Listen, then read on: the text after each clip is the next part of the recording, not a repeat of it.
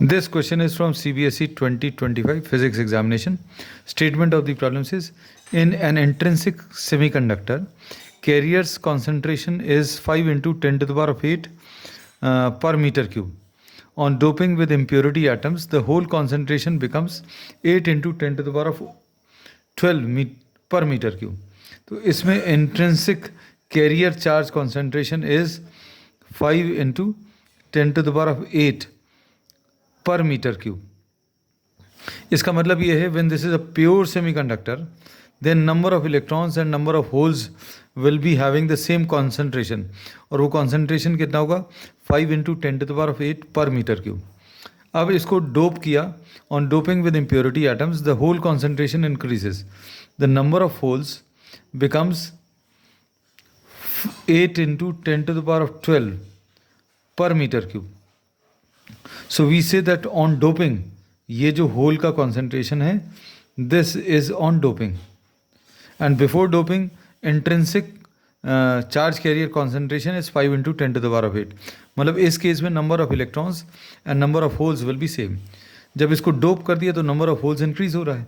इसका मतलब ये है that number of holes becomes greater than the number of electrons. अब A part में इन्होंने पूछा है, identify the type of dopant. On doping what is happening? On doping बस ये चीज़ समझने की है. On doping the number of holes becomes far greater than the number of electrons. Number of electrons कितने थे? जितना ये intrinsic charge carrier concentration दिया हुआ है. तो number of holes अगर number of electrons से ज़्यादा हैं, that means this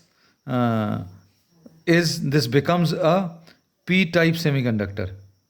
p-type semiconductor बन गया ये. p-type semiconductor क्यों बन गया? क्योंकि इसमें number of holes is greater than number of electrons. और ये कब होता है? When this intrinsic semiconductor or pure semiconductor is doped with a trivalent impurity like aluminum. Trivalent impurity. So when a pure semiconductor or intrinsic semiconductor is doped with a trivalent impurity, then this becomes a p-type semiconductor. तो first part तो हो गया. Identify the type of dopant. तो type of dopant क्या है? Trivalent impurity. कैसा? Like aluminum. ठीक है. And इसका जो second part है, the extrinsic semiconductor so formed. So the extrinsic semiconductor so formed is p-type semiconductor. अब इसका B part. Calculate the electron concentration. Number of electrons कितने होंगे extrinsic semiconductors में, ये बताना है. तो अब इसके लिए जो फार्मूला यूज होगा, that is Ni square is equal to Ne into Nh. This is the carrier charge concentration of intrinsic or pure semiconductor. ये दिया हुआ है 5 into 10 to the power of 8 whole square. Number of electrons का concentration बताना है. Number of holes, this is given 8 into 10 to the power of 12. तो number of electrons in the extrinsic semiconductor is 5 into 10 to the power of 8 का whole square upon 8 into 10 to the power of 12.